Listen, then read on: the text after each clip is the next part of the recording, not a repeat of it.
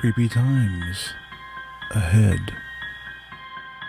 Join us as we talk about the strange, the unknown, and the unexplained.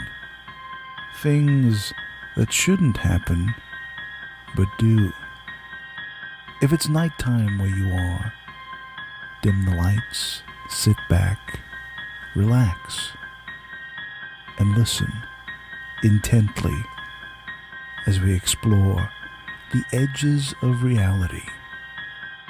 Welcome to Paratalk.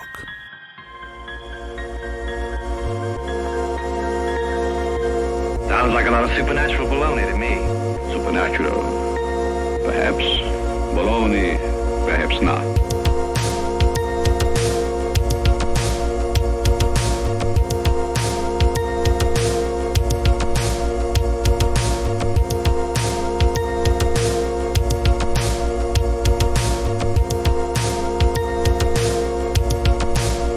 Hello and welcome to another edition of Paratalk.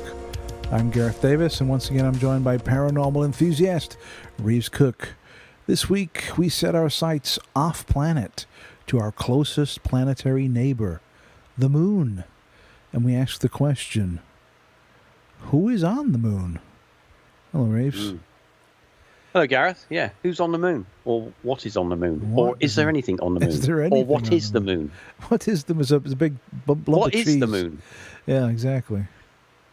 So, yeah, I mean, we look at the moon, and the moon has been a thing for a long time, and people have looked up to it and worshipped it, and, you know, they've always wondered what it might be. Uh-huh. And there are, you know, you've got that body of people out there that say the moon is a constructed object, an alien base that's made to look like a moon, that it was brought in from somewhere else and put into orbit as a kind of a space station. Uh-huh. And then you've got that other train of thought of people that talk about that the moon is nothing more than a hologram. Yep. Which is, you know, because we've had the lunar waves. And then there's the most common view is that it's just this massive lump of rock that we visited once back in the 60s and early 70s. Yeah. That's the most common view, I believe. But when we went unfortunately. But when we went there, somebody else may have been there before us. Well, that's the interesting thing. There's been so many stories, and I guess we should get into that in this episode. Yeah. So let's go through it chronologically then, Reeves. Let's start at the beginning with the first allegedly... and we should start using the words publicly, I guess, because we're only privy to what's publicly available to us, right? So the first public visit to the moon was, the Neil Armstrong mission, right? Well, yeah. Between 1969 and 1972, there were 6 moon landings. That doesn't include, you know, going into orbit around the moon. Before that, they never actually landed. You know, they went to the moon. They did their thing. But between sort of 69 and 72, there were actual 6 landings. And the last mission was Apollo 17, and that was 1972. Now, publicly, there's been no other manned missions or expeditions that's taken place since then. Now, people have questioned this because the moon, in relative to other planetary bodies in our solar system, the moon is relatively close, and it's rich in minerals and all the other things that can be mined. Mm-hmm. And there was, you know, talk about mining on the moon, and, you know, so why haven't NASA gone back there in the following years when our technology has become much greater? Because we look back at the early Apollo missions, you know, you'll be dealing with the power in a calculator has more power than what, you know, some of the equipment they used to actually land a lander on the moon. Yeah, with the calculations and the like. Yeah. So at the end of the day, with all the technology we have now and how much we've come forward with the ability, maybe we are seeing this now with, the Musk's rocket and stuff like that, and a lot of public money. But NASA says that the reason that they couldn't continue to do it was because of finance and too expensive. Too expensive, and that it was also a political shift, which brought them away from the need to push forward and do that. Because obviously there was the Cold War, and it was Russia, it was the America. They wanted to get to the moon. It was a statement, we're the best or they're the best. It was a little bit of a match to see who gets there first. But also, they also say that the costs to do it went up from $7 billion to over $20 billion. So that's a massive, massive jump in that's costing. A lot of, you think $20 billion, that's a lot of money today. Imagine what that must have been like in the early 70s, with inflation. But since then, we've only sent landers to the moon. Yeah. Including India, China. America's sent landers, but they've been, obviously they've been remote control ones that they've only gone there, landed in one place, or they, and taken a few pictures. China sent its lander. It had a little rover with it, and it went off for a little drive. And this is an interesting side note regarding recent moon, what we call moon landings, is that when the China lander did land, very little information, pictures were released and put online. And what was released, considering they had cameras that were high definition, were very low quality online. So, possibly, don't know. But we know that China is a very insular place, and they don't like to put their, what they do out there. So, anyway, over the years, now there has been accounts from many of the crew that they did in fact encounter more than what has been told in the public. So this would this is like strange, for example, strange tracks on the moon. Some of the astronauts talked of tracks that they found on the moon which were in parallel, and they went on for a distance. So if you could imagine, when these are when they've landed on the moon and they've gone out exploring, they've discovered these tracks, or when they're in orbit, they've taken photographs, or no, they've photographed these tracks, and they've seen these tracks when they've been on the moon. So, but once again, it's you have to be a little bit skeptical, but also keep that open mind, because I wasn't there, I wasn't there, and somebody who says actually did go to the moon is saying this stuff. That these are highly trained guys, and they're trained to observe and to record to the best of their mental ability. But that's not the only thing that they said they've witnessed. They said that they've witnessed objects on the moon and over the moon, and also structures. And of course, when you say structures, you immediately think of huge buildings and these vast places of civilization. But this is kind of backed up by, there's many independent researchers out there. You can go onto YouTube and do a search.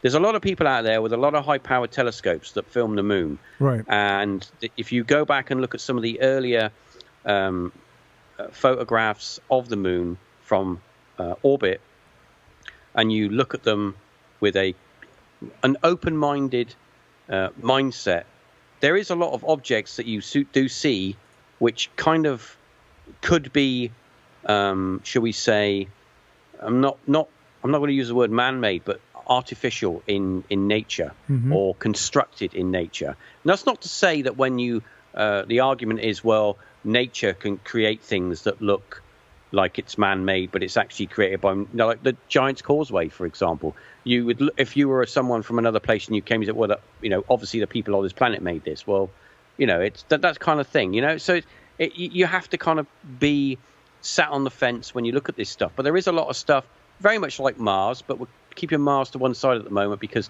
that's a whole that's a whole different can of worms. Maybe we'll revisit that one in a future episode. We'll just focus on the moon, because there's an awful lot of anomalies that not only have been reported inadvertently by astronauts that have landed on the moon or been in orbit of the moon, but anomalies that have been found by people on Earth, looking up through their telescopes at the moon. Well, including there are researchers that have recorded what seem to be flashes on the moon. Mm-hmm. There's also what appears to be clouds moving across craters, and also objects moving across the surface of the moon. Yes. So, maybe the moon isn't as dead as we think it is, and what we're being told it is. And if it's anything to do with, like, this article that appeared in 2015, appeared online on a well-known website and was, uploaded for all to see, then maybe there is a little bit more. Now, the article was released by a British psychologist. We don't have a name, but he said in the article that he put out that he'd viewed confidential reports of further landings that had taken place after 1972 by the Apollo, the Apollo team. Now, he doesn't name any names directly, but he just says that these missions continued. And now the report tells of an Apollo crew having discovered. Now these were landing missions. These were missions where astronauts continued to go to the moon and land. Now, and this is after the public missions ceased. Yes, because if we just skip back a little bit and give a little bit of a footnote before I continue with this story, where we are. Now, apparently, the previous Apollo astronauts, when they landed on the moon, they had witnessed structures, and they had witnessed buildings and what they believe were some form of vehicles, and I'm trying to steer away from using the word alien. Otherworldly. These buildings, though, were they were ruins, or were they functional? Functional buildings on the moon. Okay. With vehicles which look to reflecting the sunlight, metallic vehicles. Now, this report that was released was telling the story of a team of astronauts that went to the moon. They were landed near a crater, which was an open area, and they went out for a walk. Part of their mission to discover what these buildings were, and they got halfway, and they discovered over a ridge. They discovered another lander. Now, this lander was in a very smashed up, condition. First, they thought, have we sent any other crew to, is there any? This immediately thought, well, it's obviously crashed. It's come down and it's been destroyed. They found two bodies in amongst the wreckage, and these bodies, obviously, they were deceased. On closer inspection, they found that they weren't American, but they were Russian. They were cosmonauts. A Russian lander. A Russian lander. And this was apparently going on both sides, that the Russians and the Americans were both having their own secret space, race still going on, but they were both there because they both knew what's on the moon. There were structures on the moon. There was an inhabitant on the moon, and that they wanted to find out more about it and, who they were, which we'll get into a little bit once we've got past this part. Now, obviously, when they inspected the wreckage and they inspected the bodies, one thing that they did know is that the crew were not suffering from any form of like decompression or anything like that. But what they did notice, that both crew had their helmet visor face plates, the glass things that go over them. damaged. They were both smashed, as if something had hit them, smashed at them. They also noticed that the lander had, rather than impact marks, they had tear marks on it, as if something had literally torn into not clawed at it, but torn into it. Yeah. With immense, power to tear it apart. Now, of course, they reported this back to their ground station, and they told them that they were going to head back to the lander, and they wanted clearance for immediate takeoff. Because what they noticed when they saw the crew on the ridge in the crater of the crater in the distance, they could see what appeared to be a shimmering something coming towards them, and it was moving at a reasonable pace. So it was making a beeline for them, and they didn't know what it was, so they came back to their lander and they requested for an immediate takeoff. Now, their ground crew told them that they were having difficulties and they had to wait 2 hours before they could lift off. And of course, they had 2 hours of anxious waiting, apparently, before they could leave the moon. Whatever it was that they were viewing only came so far to the ridge of the crater and stayed there. And of course, off they went. They left.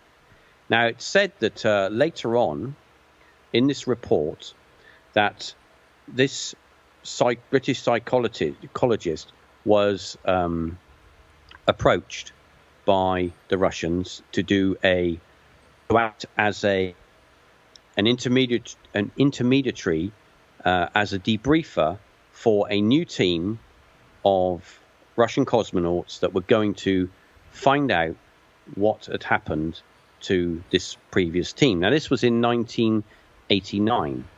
Now, allegedly, the second team left for the moon and landed in the early 90s, 1990. Now, they landed around the same place where the Americans had previously landed. So they weren't far off this area, because for some reason, this is the area that has interest. Whether, I don't know, you can only speculate whether there's a structure there, right? Or, why would they be all landing in the same place? There must be something, allegedly, if they actually did. We can only go by what was put out there. Now, the crew, when they landed, something happened, because the crew then reported that they could see what the Americans had seen, so this shimmering something in the distance coming towards them. They lost. The crew then said that they were under attack. Something was trying to attack their vehicle, and shortly after, all contact was lost. So all we can speculate is that the crew were attacked and killed. The Russians. The Russians. Yeah. Now, first thing you would think was, well, all this stuff it sounds like science fiction. Sounds like a movie plot or something. Yeah. It does sound like that. It really does. So when you look at this on face value, it's like it seems like a film or a script for a film. Yeah. Or something like that. It does. But the thing is that there were a lot of astronauts, mainly on the Russian side, that did lose their lives in the early days of the space race. And there's the classic recording of one of the astronauts who was coming back to Earth. His heat shield had failed, and he still had radio contact, and a ham radio had recorded the whole conversation where he was basically burning up on re-entry, and there was nothing anyone could do. Now, all these deaths, the Russian had hid them from the public, from the media, because they didn't want anyone to see that their space program was costing people's lives. Yeah. So that's one thing that the governments do. So if they're going to hide that, what else are they going to hide? You know. Well, there's. I mean, to go back right to the first moon landing with Neil Armstrong and Buzz Aldrin. There's a very interesting story. It's been rumored for years. Yeah, that was the Apollo 11. Yeah. Yeah, with when they landed, he's getting off one small step for man and all this stuff. That he witnessed on one of the ridges of a crater that there were several large UFOs or flying saucer craft around the ridge of the radar of the ridge of the crater, just watching them. And I found now, Dr. Stephen Greer, right? The CE5 guy.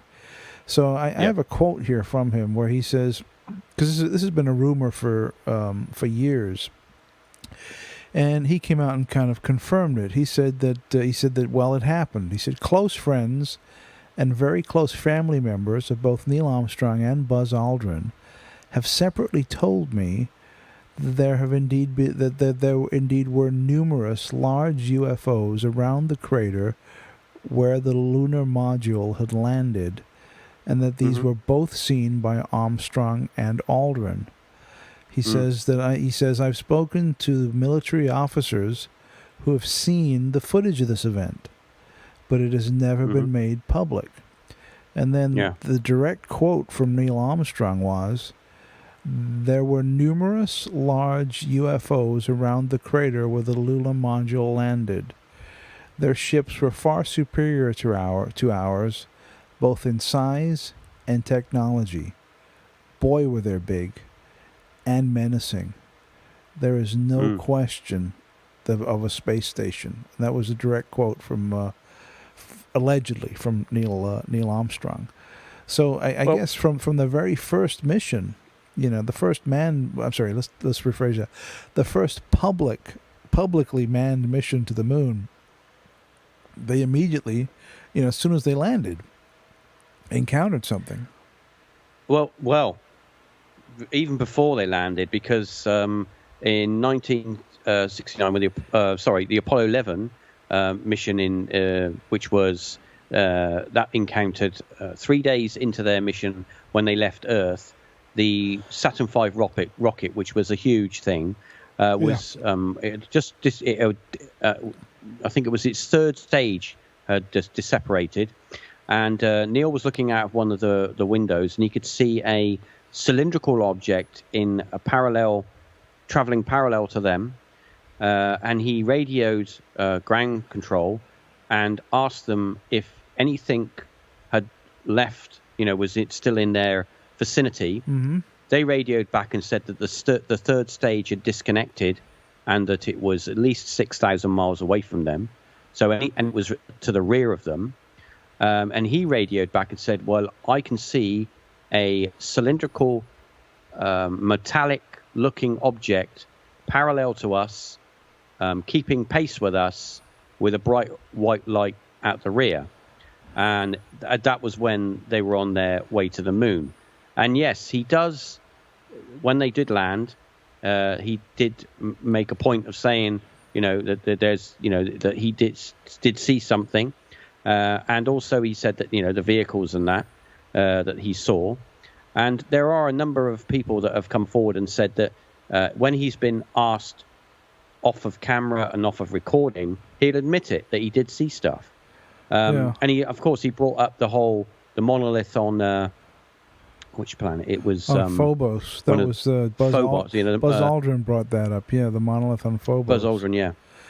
But also there was another unload of anomalies, like we've got the tower on the moon, which was photographed by one of the orbiters, and we've also got the amazing moving boulders that seem to be moving around the moon on their own. And we've also got what looked like some form of structure that is being reflected by the sun in some of the photographs. So and if we go a little bit further, it's not just the astronauts that are talking about this, because we've got lots of researchers. Unfortunately, these two members are no longer with us, but we've got the late great Bob Dean, who had a very high ability. It was a cosmic he had when he was in the army, and he was in the army, and he said he came out and said that NASA had he'd got it from the information that NASA had destroyed up to 40 rolls of film that were taken on the Apollo 11 mission alone. So what were they photographing, and why were NASA going to destroy all that film? Well, that's something interesting too, Reeves, is those original broadcasts that were, the live transmissions from the surface of the moon in the late 60s. Those weren't, I mean, there was a live transmission, but it was filmed off a television screen.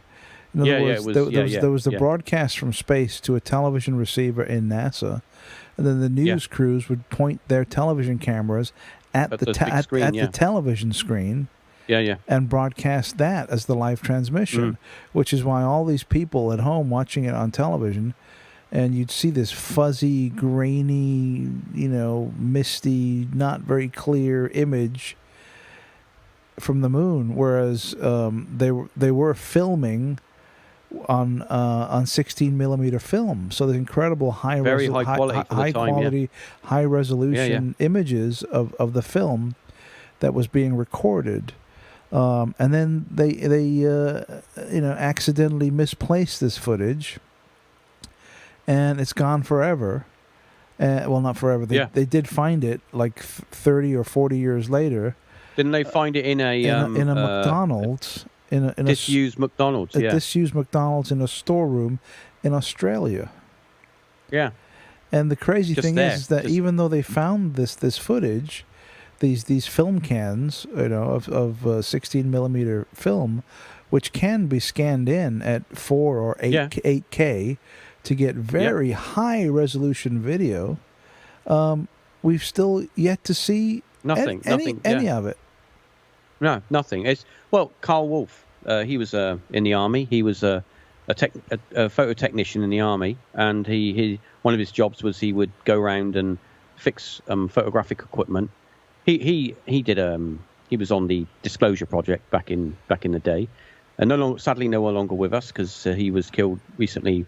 He was crushed to death while he was cycling. He was crushed to death by a tractor. Oh boy! Well, 1 week after Bob Dean died. So, he was called out back in the day. He was called out to go to a NASA complex and find out what was wrong with one of their photo printers. And when he got there, he just thought it was a routine job and that he needed to just, sort this machine out. Yeah. But when he got there, he noticed that it was a NASA complex, and it was very, very, very sort of restricted. Compartmentalized. He went in there, compartmentalized, and he was taken into a room. There was another chap in there, and they showed the machine. It was a specialized machine. He asked them what the machine was for, and he said, "Oh, this is where we get the information that the orbiters and that film and stuff like that, and we print pictures from it, very high resolution pictures." And it's not working, so he had to do some work on it. And he was there a few hours, and he had to do some test prints and things like that. And the chap turned to him and said, "Hey, look, you're interested in this. Do you want to see some pictures?" And he said, "Well, okay." And so he got these large black and white, pictures out of surfaces of the moon. And he said he was looking, and he could see structures, towers, big mushroom-shaped buildings. And he couldn't believe his eyes what he was seeing. And the guy was saying, "That's the moon. That's on the moon. That's what we're printing out."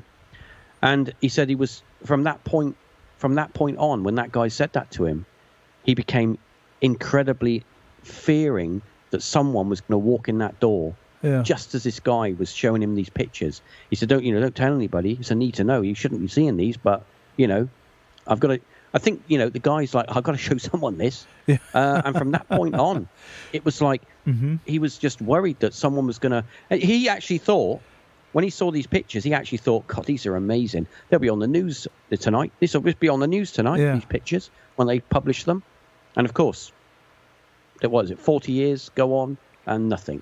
Well, nothing that's said. the thing. When you're faced with that kind of evidence, when it's presented to you, it changes your worldview, right? It changes how you perceive reality in such a drastic way that some people probably wouldn't be able to handle it. If you spent your entire life thinking that history and the world is one way, and then you find out that, well, no, actually, that's all that stuff that you believe to be true.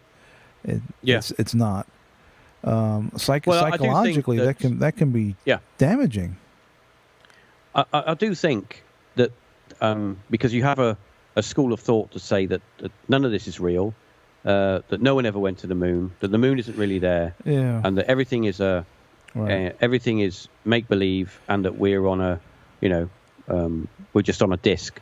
And then you've got the other school of thought that say that we did go to the moon, humanity went to the moon, and there were a number of missions, and something was discovered, and we were in no right way. We were warned to stay away.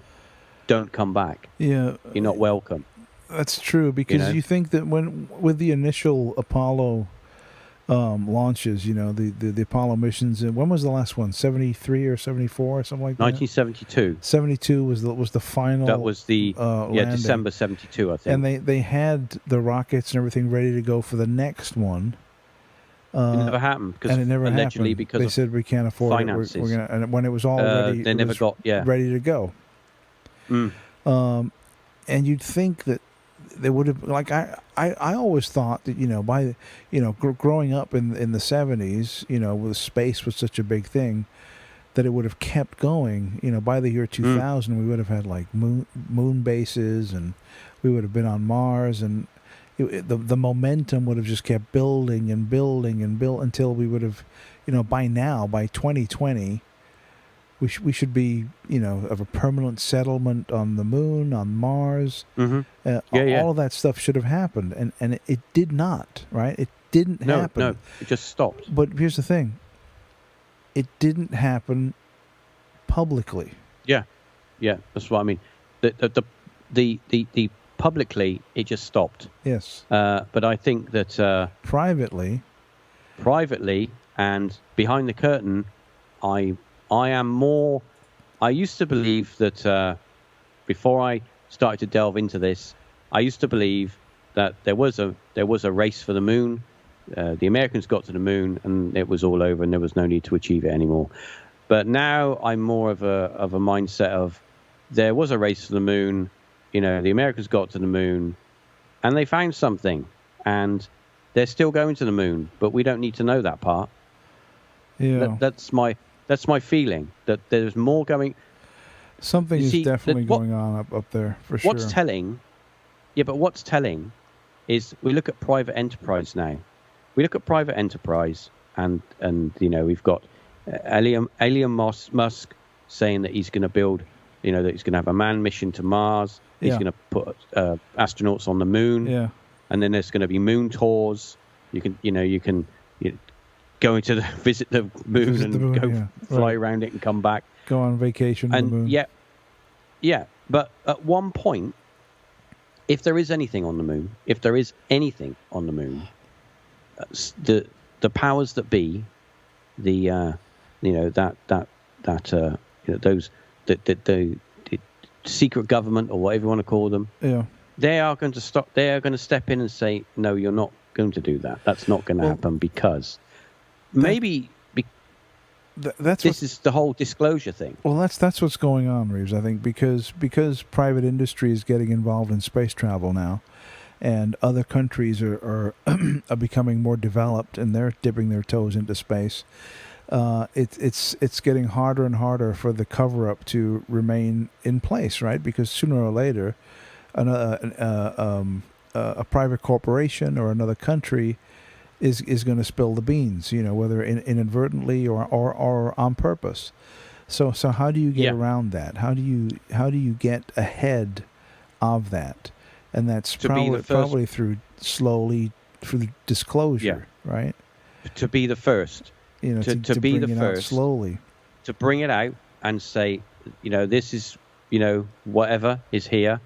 And when you do have a party that goes to the moon and says, hey, what's this? that government that originally said something to say, well, we're the guys that we informed you, we told you this was there, and then that kind of puts you on no matter what you've done before, you've kind of vindicated yourself from any finger pointing, because you're the guys that gave the world, whatever it might have been.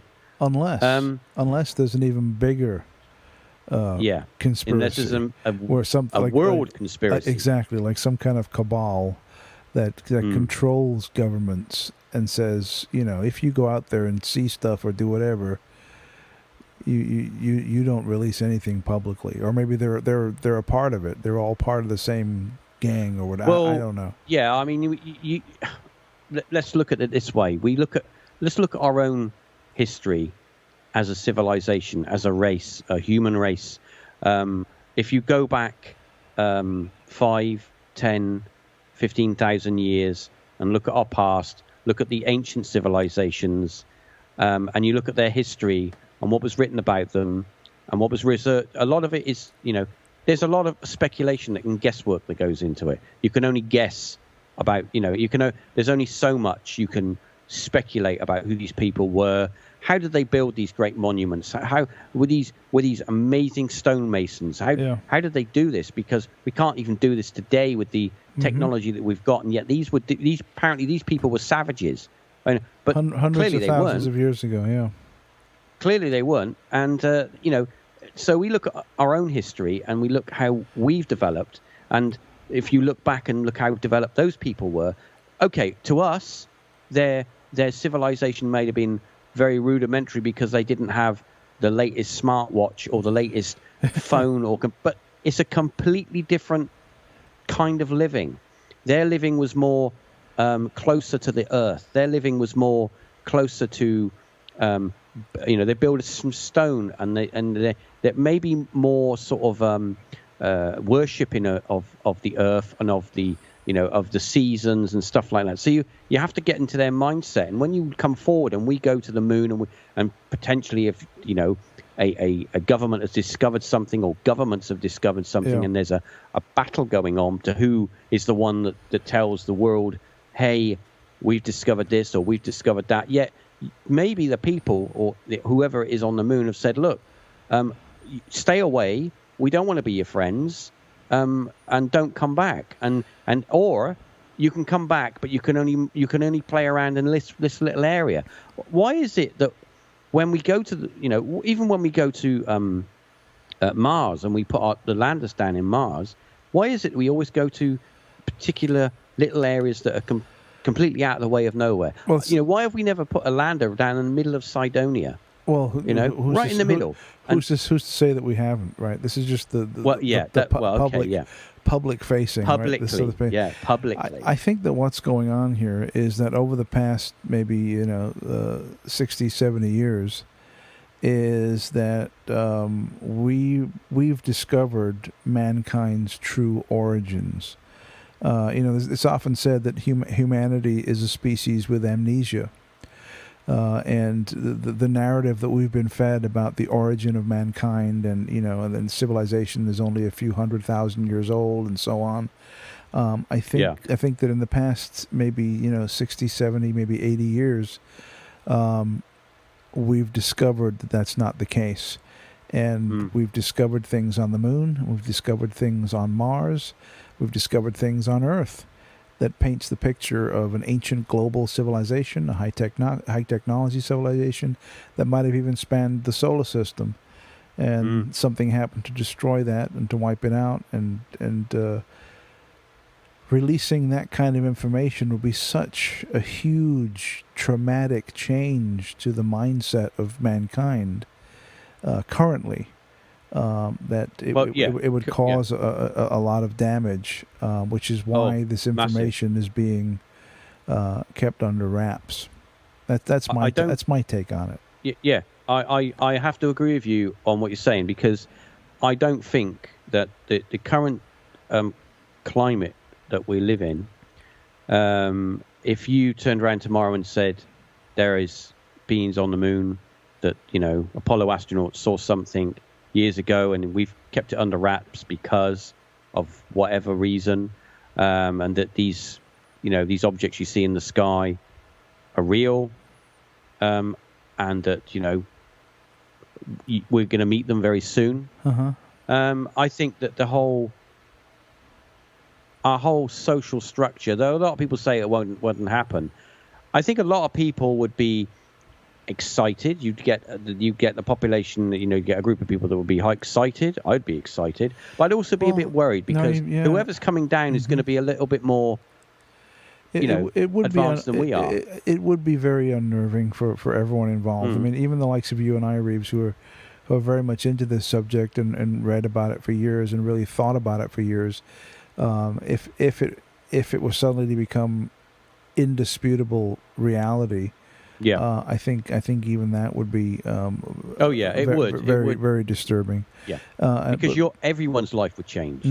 And for people who have never given these subjects a thought, to suddenly be faced with the fact that their entire belief system and or concepts of how the world / reality functions is absolute nonsense, and the truth is something far grander and maybe even disturbing, I would say that the vast majority of people on Earth would take this news or this new information very, very badly.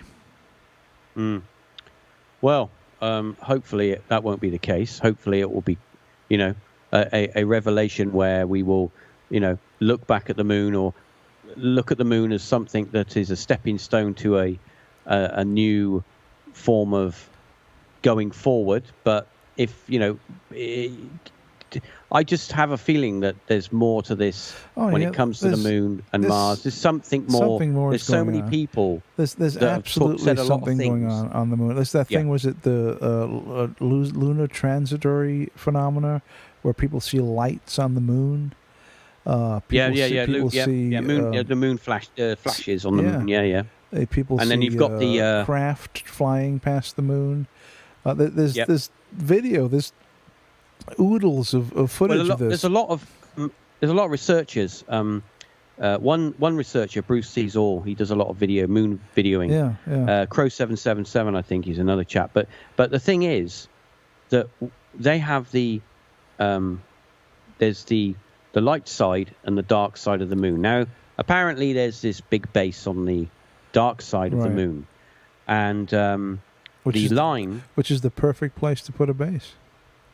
Yeah, because the moon doesn't. It always faces one side to us. It doesn't. Right. It doesn't turn. So, it turns slightly, but not all the way. So anyway, the line that goes around the moon, which are the light side and the dark side, he is in his research. He's noted that most of the activity takes place across and around this line, and it's as if there is whatever civilization or something who is building and working and mining or whatever on the moon. I think it's us. It's as if they're. I don't think it's aliens. Possibly.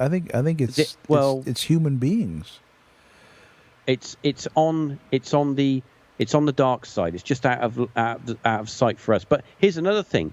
If we go back to you talking about that, you can go back to some research that was done with remote viewing. Yeah. And one of the remote viewers talks about, and this is documented evidence you can read, but one of the remote viewers talks about he's in a large building, and it's as if it's a large stone or brick warehouse or something that's on the moon.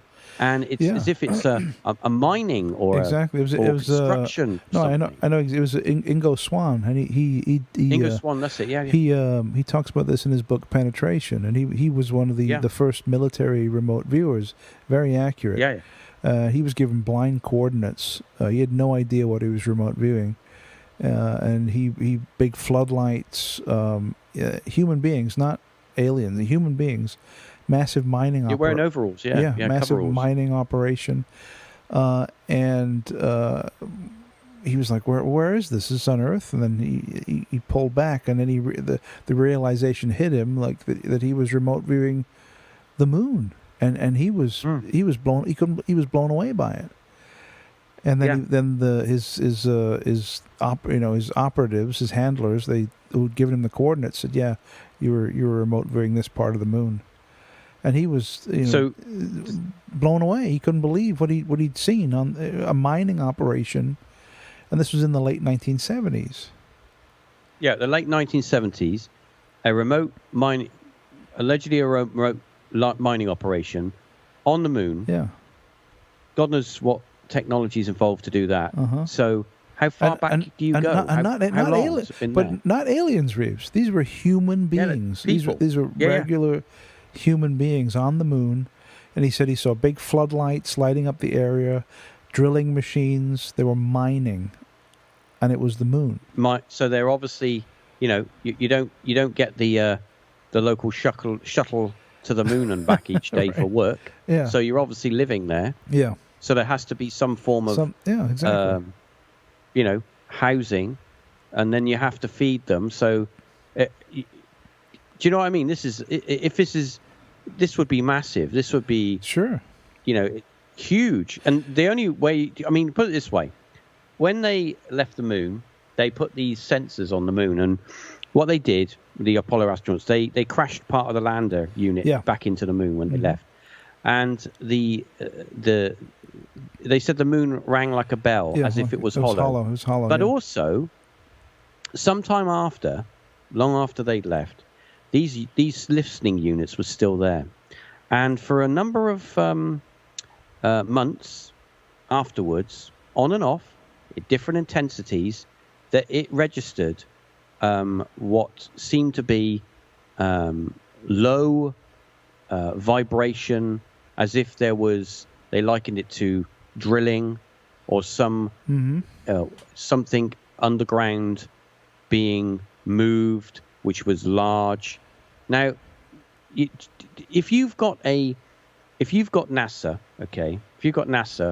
and they're doing their thing, and it's compartmentalized, and only you need to know, you've got the people that are doing the space program, which thinks that that's all of what's that, and then you've got the dark NASA the secret space program. The secret, the secret space program, which is still part of the big, organized, but they're the secret one. They're the ones that don't speak to anyone, and they're doing that and building stuff. It's how many levels are there? How far does this go down? Well, do you know what I mean? It's fascinating. It is. So Richard Dolan, the famous UFO researcher, he proposed, which ties into the secret space program. He coined the term a breakaway civilization, and the reason he came to this conclusion was, he said, let's just say, for argument's sake, right?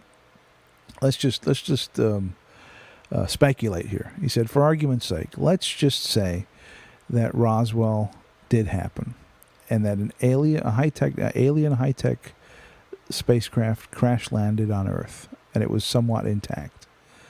And the United States government took it and then tried to back engineer it and figure it out how it worked. And you could get the top scientific minds on the planet to look at it. Plus, they'd also have unlimited budget, right? So they could ask for anything. So they would get a blank check, unlimited budget for the research, smartest people on the planet to look at it.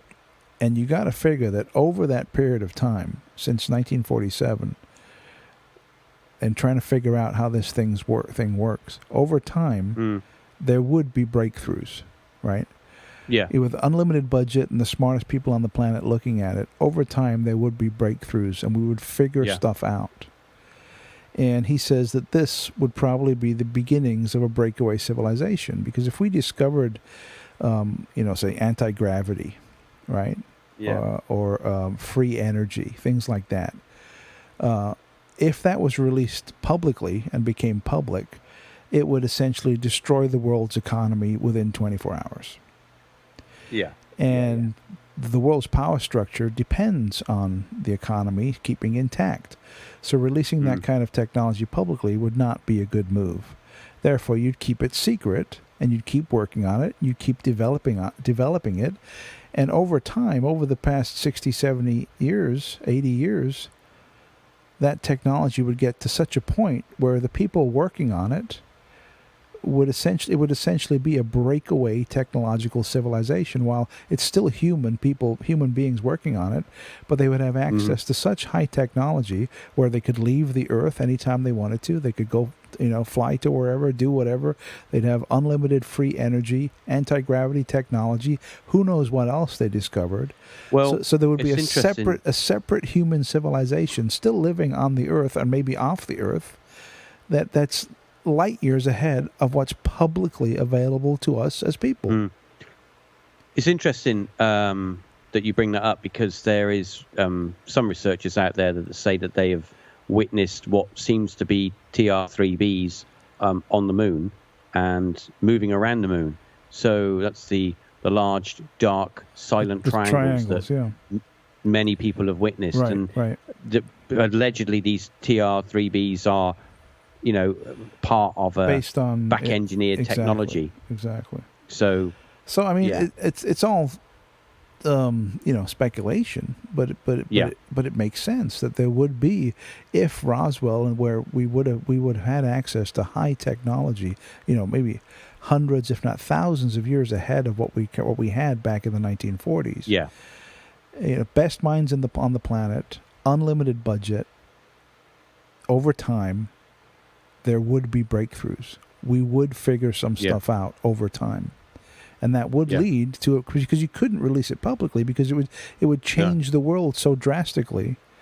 Yeah, it would, because people would just free energy. They'd have to keep it underneath. Yeah, keep it on the down low. Yeah, because it would. So in a way, everything. It would. In a way, they've kind of painted themselves into a corner, right? So they can't release it now, because if they release it now, then, by the way, we got this great technology which will change the world and end the energy crisis and end global warming and end starvation and do all this wonderful stuff. Oh, yeah, but by the way, we've been lying to you for the past 70 years. Yeah, that's the slap in the face. Yeah. So they can't do that. So they have to have some ulterior plan to kind of release this information gradually over time, to maybe trying to acclimatize us to what they've discovered. But then again, everything we've talked about so far on the show has been speculation. We have no way. This all you can do is speculate. Yeah, we have no way of knowing what we're saying is true or not. Take it with a pinch of salt. But it is food for thought, right? It is definitely something to consider, to think about. I mean, the anomalies on the moon that people have picked up through their telescopes are very real. I mean, just go to YouTube. People who have, a $5,000 or $8,000 telescope in their backyard hooked up to a high definition recorder, and they're recording the moon very, very close up. And they are they are legitimately picking up some very strange anomalies that cannot be outright explained. Yeah, no, definitely the objects moving around ridges of craters. Yeah. What looks like cloud formations around ridges of craters, which means that if that's the case, then some researchers say that the very low parts of the moon could have a very thin atmosphere. Well, that's always blown my mind too, because people have always said, well, no, the moon has no atmosphere. And I've always thought about that and thought, well, that's impossible, because when you see the footage of the people walking on the moon, there's dust. I mean, if the moon had no atmosphere, it would be vacuum, right? If it was vacuum, then the surface of the moon would just be solid rock. Well, the thing is, if there's dust, there has to be some kind of atmosphere there. The thing is, there's more to. I mean, there are other researchers that have recorded objects moving around the moon and flashes, and as if there's some form of battle going on, ongoing battle. Is that it? Would that be? I'm going to speculate now, but would that be off-worlders fighting whoever is on the moon? Who knows? Because we are quite good at creating wars. That's you know true. What I mean? That's true. But we're speculating, saying that we're seeing these flashes, and then we're assuming that it's a battle. It might not be. It might be any number of things. Atmospheric, lightning. It could be anything. But there's definitely explosions from drilling or something, or blasting. Yeah. But yeah, there's definitely something going on up there. Unfortunately, we don't have the answers. Yeah, great topic, Reeves. I've thoroughly enjoyed talking about it. Love the moon, love Mars. It's fascinating. We should do. We should do one about Mars next, because that's another one that's packed to the gills with some very strange anomalies.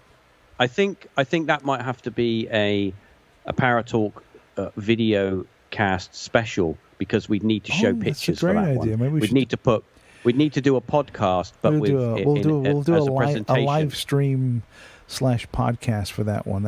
Because there's so many pictures that you could put up and talk about and speculate about, and you could go on forever with that one. Well, there you go. We should add that to our to-do list and get that up and running. But another great topic, Reeves. Thank you so much for coming on. Listeners, thank you so much for tuning in to Paratalk. We hope we've enjoyed it. We do ask that if you go to your podcasting service of choice, whether it be iTunes or whatever you use, and give us a quick review, a thumbs up, a few stars, whatever the case may be. This just helps people find this show. So thank you once again for listening. We really appreciate it, and we'll be back very soon with some more Paratalk.